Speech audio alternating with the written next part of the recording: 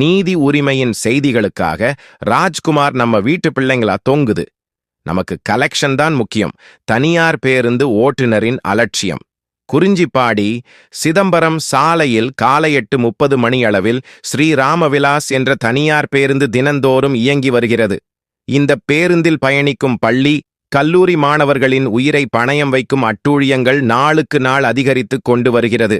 ஆனால் இதனை சற்றும் உணராத பேருந்து ஓட்டுநர் மற்றும் நடத்துனரின் செயல் பெரும் அதிர்ச்சியை ஏற்படுத்தி வருகிறது.